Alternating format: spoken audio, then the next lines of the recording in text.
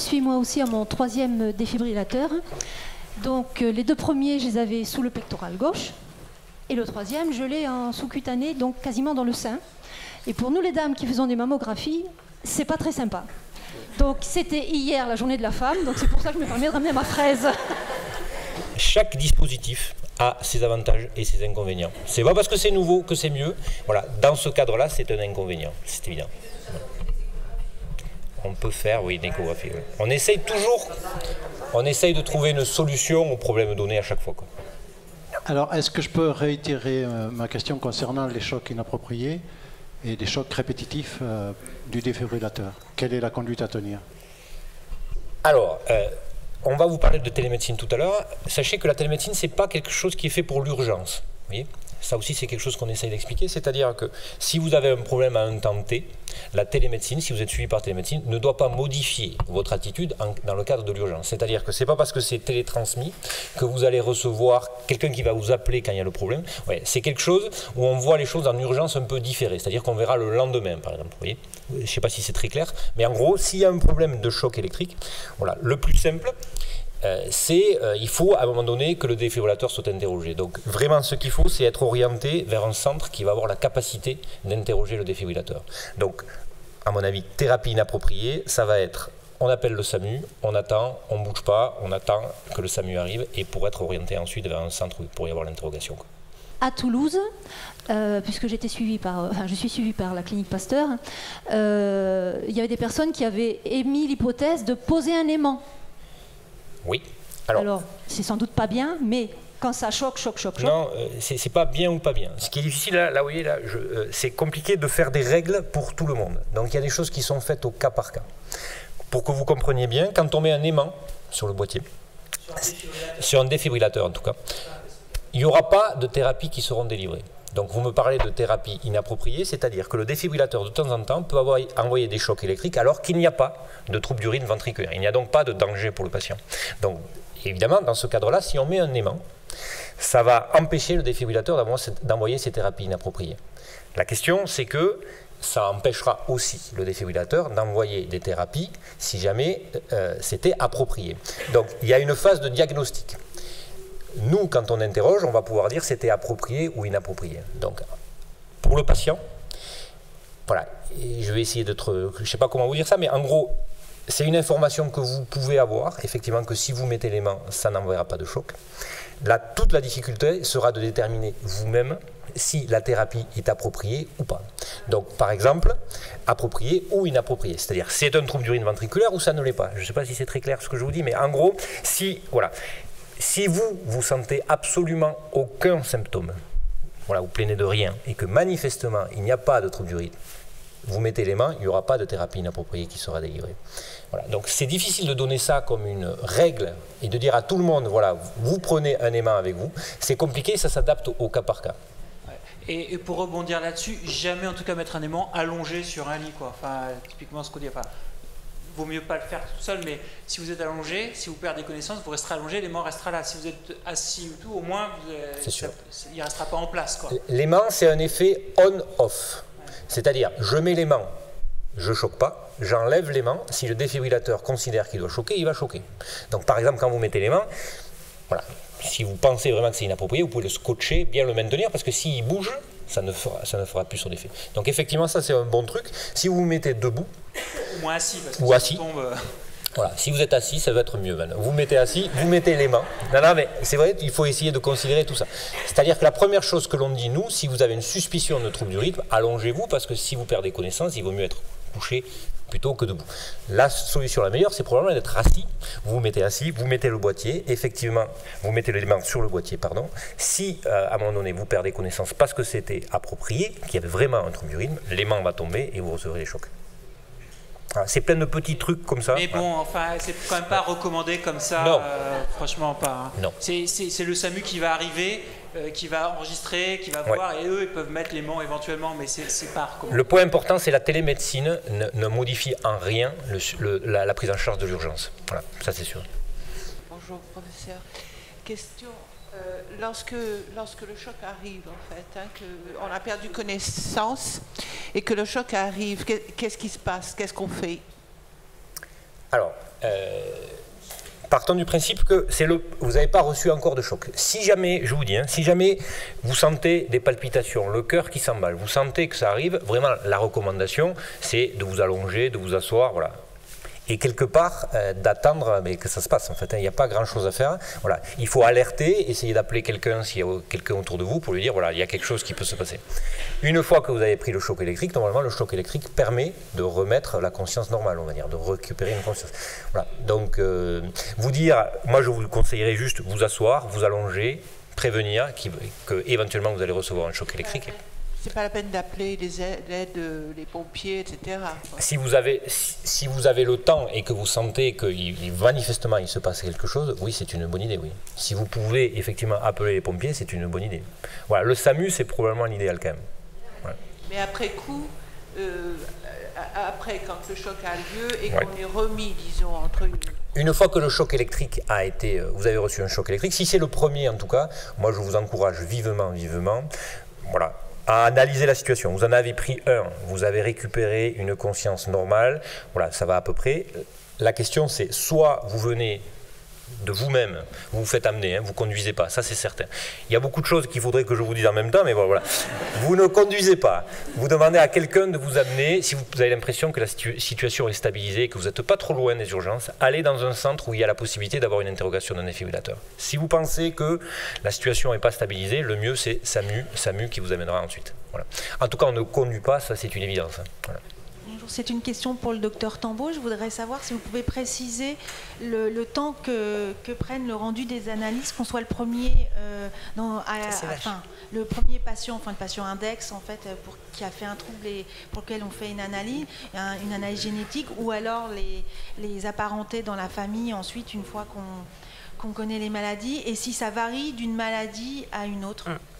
Tout à fait, c'est vrai que j'en ai pas parlé, j'ai pas pris le temps d'en parler, donc c'est une bonne question parce qu'effectivement ça dépend de la pathologie, donc ça dépend de combien de gènes sont impliqués. Effectivement, par exemple, le Brugada, il y a un seul gène aujourd'hui clairement impliqué, SCN5A, donc les analyses ont tendance à être plus rapides, puisque comme je vous disais, ça dépend quand même du nombre de gènes. Après, du fait du séquençage au débit, aujourd'hui, on a tendance à dire que dans un minimum, donc pour un cas index, c'est-à-dire le premier cas, finalement, on ne sait pas quel gène rechercher, donc on va chercher sur un panel de gènes, c'est de 3 à 6 mois, voire 12 mois, ça dépend des centres aussi, il y a 4 centres français, donc voilà, 6 mois, 1 an maximum, et pour les apparentés, par contre, on sait parfaitement quel gène rechercher, et à l'endroit précis du gène où on va aller chercher le variant, la mutation, donc là, en général, c'est 1 à 2 mois, donc le temps d'être convoqué, voilà, 2-3 mois, on dit. Bonjour, je représente l'association Petit Cœur de Beurre. Dans le cadre d'opérations à cœur ouvert de jeunes bébés, parfois il y a des complications et on est amené à poser un pacemaker, et c'est une grosse angoisse chez les parents qu'on accompagne, à laquelle moi je ne suis pas actuellement formée pour répondre correctement. En 2 mots, parce qu'on n'a pas beaucoup de temps, les pacemakers pour les bébés, c'est particulier par rapport à ce que vous nous avez montré. Est-ce qu'il y a plus petit? Est-ce que ça évolue dans le temps? Et comment est-ce qu'on peut répondre à un parent inquiet qui se dit mon bébé, il a juste quelques jours ou quelques semaines, et il va vivre à vie avec un pacemaker, quelle va être sa qualité de vie du fait de ce pacemaker? Alors, il n'existe pas de dispositif spécifique pour les enfants. Donc, en gros, c'est à peu près la même taille. Voilà. Alors, il y en a des un tout petit peu plus petits, mais globalement, il n'y a pas de choses spécifiques. Alors, un pacemaker, d'abord, à vie, c'est quelque chose qu'on évite d'employer parce qu'on ne sait pas de quoi l'avenir sera fait. Et c'est vraiment une technologie qui évolue beaucoup. Alors, bon, quand il y a un trouble de conduction que l'on considère définitif, voilà, aujourd'hui, c'est des choses qui arrivent. On part en tout cas en expliquant qu'on part sur une stratégie de stimulation sur du très long cours. On verra si c'est à vie ou pas. Peut-être qu'on aura des surprises avec la recherche, mais on part sur quelque chose de long cours. Alors, un stimulateur cardiaque, sa fonction, c'est d'écouter le cœur et de stimuler quand il y en a besoin. C'est pas plus, pas moins. Ça n'a pas de vertu magique, mais voilà, c'est le principe. Donc, un stimulateur, on le met, il y a une batterie, ça écoute, ça stimule. Quand la batterie est usée, il faut le changer. Voilà. En termes de qualité de vie, à quel moment ça peut poser problème? Bon, il peut y avoir des problèmes mécaniques, il peut y avoir il y a des sondes qui sont positionnées. J'essaie de vous répondre un peu à tout, mais autant le boîtier, on lui donne une durée de vie à peu près définie, on sait que ça va durer entre, allez, on va dire 7 et 10 ans à peu près. Autant les sondes, voilà, avec le temps, c'est quelque chose qu'il faudra surveiller, parce qu'il n'y a pas de durée définie pour les sondes. On ne sait pas exactement combien de temps ça devra durer. Donc on interrogera, il faut lui dire qu'on interrogera régulièrement le stimulateur, qu'on interrogera l'état de la batterie et le fonctionnement des sondes. Voilà. À terme, au départ, le pacemaker, il est forcément chirurgical, en tout cas dans nos centres à nous, c'est-à-dire au niveau épigastrique. Se posera la question à un moment donné, est-ce qu'on passe sur un stimulateur traditionnel? Ça, c'est des étapes que l'on verra avec le temps. Voilà. Est-ce que ça contre-indique ça? Il peut y avoir des problèmes à l'IRM, tout ça, voilà. Quand vous avez un pacemaker épicardique, c'est une contre-indication formelle, par exemple, à l'IRM. Voilà. Là, il n'y a pas de négociation, on ne peut pas faire d'IRM à ce niveau-là. Il y a un suivi spécifique, il faut rechercher des signes d'infection, des choses comme ça, mais en gros, un pacemaker quand même, chez l'enfant, l'idée c'est qu'une fois qu'il est là, il faut oublier qu'il est là autant que possible, c'est-à-dire que ça ne doit pas vous contre-indiquer pour la pratique du sport ou ce genre de choses-là, par exemple. Voilà. Il y a l'IRM qui est contre-indiqué. Voilà. Sinon, finalement, voilà. Okay. Juste une petite, les boîtiers, ils durent quand même pas 10 ans chez les enfants, surtout les premiers boîtiers. Donc il faut dire aux parents aussi que la durée de vie des premiers boîtiers, c'est plutôt 5 ans que 10 ans. Ça dépend une fois de plus. La durée de vie des boîtiers, c'est vraiment très variable en fonction du boîtier que vous mettez, comment vous le motiez, comment vous le programmez. Voilà. Et intégrer ça, c'est que chez les enfants, ça fonctionne comme chez les adultes. Pareil, pas plus, pas moins. Moi, j'ai une question par rapport au bêta-bloquant. J'avais été contactée par une maman qui avait perdu son fils suite à une mort subite. Donc, on a fait des tests. L'enfant, le petit frère, a des troubles du rythme. Donc, on lui parlait de défibrillateur, mais on ne l'a pas implanté d'un défibrillateur. On lui a parlé de bêta-bloquant. Et cette dame, bon, moi, par rapport à l'association, m'avait contactée en me disant... Depuis qu'il prend des bêta-bloquants, en fait, il n'a plus d'énergie, il est tout le temps fatigué. Donc, un jour sur deux, j'ai décidé de lui enlever le bêta-bloquant. Donc, j'ai expliqué, et je lui ai dit, mais non. Et elle, cette dame, impérativement, elle voulait un défibrillateur pour son enfant. Comment expliquer à quelqu'un qui a perdu un enfant, qui a un deuxième enfant qui a un problème cardiaque, à qui... on donne les bêta-bloquants, qu'il faut prendre les bêta-bloquants pour justement pour que son gamin aille mieux, en sachant que malheureusement il est fatigué. Oui, donc le traitement bêta-bloquant, il faut vraiment adapter le traitement bêta-bloquant à l'enfant. C'est-à-dire que idéalement, le nadolol à 50 mg, etc. Là, on est dans le cadre d'une prévention primaire, donc on a un petit peu plus de choix par rapport aux bêta-bloquants. Il y a des bêta-bloquants pour lesquels l'effet de fatigue est moins marqué. On peut répartir les doses plusieurs fois par jour pour que l'enfant se sente plus confortable avec. Et il n'y a pas d'indication à mettre en place un défibrillateur en prévention primaire, quelle que soit la pathologie. Donc il faut plus essayer de changer le bêta-bloquant, adapter la posologie, voir avec l'enfant qu'est-ce qu'il fatigue, est-ce que c'est une fatigue psychique, est-ce que c'est une fatigue dans les efforts, adapter l'effort, etc. Il faut plutôt passer du temps à essayer de trouver le bon bêta-bloquant pour l'enfant que de demander l'implantation d'un défibrillateur. J'ai une question, je voudrais revenir sur la pratique du sport chez les petits. Donc moi j'ai mon fils qui a 3 ans et demi qui est porteur d'une mutation génétique RIR2, donc avec TCD catécholergique. Donc il a été mis sous bêta-bloquant et on a du mal à trouver la limite en fait chez un petit de 3 ans et demi. Quand vous nous parlez de pratiquer du sport à 120 BPM, c'est un peu difficile de trouver la limite en fait. Qu'est-ce qu'on peut lui proposer? Le sport à l'école, est-ce qu'il va être contre-indiqué? Ses activités avec ses amis à l'école, etc. Je ne peux pas l'empêcher de courir. Voilà. Bien sûr. Bien sûr. Il faut adapter son traitement bêta-bloquant. Là, pour le coup, le traitement bêta-bloquant, si la posologie est suffisamment adaptée, on va dire, les enfants qui ont des tachycardies ventriculaires catécholergiques et des bêta-bloquants ont quand même du mal à dépasser 120-130 par minute. Donc, dans ces activités de tous les jours, si le traitement bêta-bloquant est bien donné, enfin, est bien pris et lui correspond, normalement, l'accélération va être contrôlée. Après, bien sûr, à 3 ans, on ne peut pas empêcher un enfant de courir dans la à l'école ou en dehors de l'école. Il faut sensibiliser l'équipe aussi pour être à l'écoute de l'enfant, pas faire des sports trop brusques, et ça prend du temps, c'est de l'éducation sur du long terme. Par rapport à son traitement également, si le traitement bêta-bloquant, on n'est pas suffisamment confortable avec, on peut donner des associations avec un autre traitement, par exemple avec la flécaïne, qui permet de moduler un petit peu le traitement bêta-bloquant. Enfin, il y a toute une adaptation du traitement et à l'activité de l'enfant qui est possible aussi. Mais c'était surtout, c'est pas trop par rapport à son traitement qui supporte bien, mais c'est vraiment se dire, aujourd'hui on va faire cette activité, est-ce que je suis en mesure de lui proposer ou eh ben on va lui dire non, on ne pourra pas faire cette activité. On parle de fêtes foraines, de choses comme ça. Il y a des activités qui sont interdites, c'est sûr. Donc il faut expliquer l'interdit et pourquoi c'est interdit pour lui et pourquoi ça peut le mettre en danger, et trouver des choses qui lui font plaisir, pour lesquelles il ne se met pas en danger. Je ne dis pas que c'est facile, hein, mais... Oui, parce que la liste, elle est assez courte. C'est le golf, le bowling... Ça, c'est la liste, je vous ai dit, c'est la liste officielle.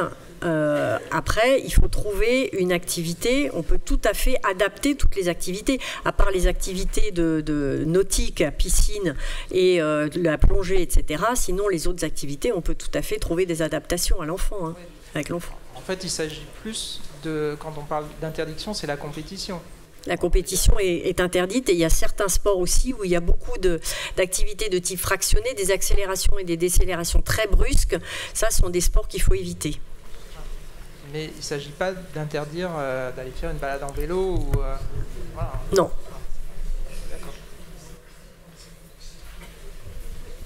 Oui, donc on a parlé de sondes, de durée de vie et de suivi des sondes, mais en cas de non-efficience des sondes, qu'est-ce qui se passe?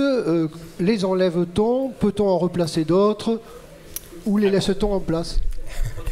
Donc là aussi c'est un gros sujet, question un peu difficile. C'est toujours plus difficile d'enlever une sonde que d'en mettre une. Donc il y a toujours un risque supérieur à l'enlever qu'à la mettre, pour avoir ça en tête. Il faut retenir aussi que plus les sondes sont anciennes, plus c'est difficile. Donc imaginons qu'il y ait une déficience au bout de 3 mois, on vient de vous le mettre, on va l'enlever, ça va prendre 30 secondes, et ça c'est un geste qui est quelque part anodin. Quand on va dépasser 3 ans, 4 ans, 5 ans, 6 ans, 7 ans, là, il va falloir mesurer le risque, avantage, inconvénient. Voilà. Donc il y a 2 stratégies possibles, soit on dit on enlève et on rajoute, soit on rajoute sur les sondes existantes. Voilà. Donc quand il y a une indication absolue d'enlever, imaginons que vous ayez une infection du dispositif, là il faut enlever les sondes. Donc là on les enlèvera même s'il y a un risque à l'intervention, parce que sinon on ne résoudra pas le problème. Quand les sondes sont cassées, la stratégie aujourd'hui est que les sondes sont anciennes, on aura plutôt tendance, si c'est possible, à les laisser et à en rajouter d'autres. Voilà. Mais c'est encore une fois au cas par cas, patient par patient, en fonction de l'âge des patients aussi. Voilà. Un patient de 20 ans ne sera pas traité quelque part de la même façon que quelqu'un qui en a 80.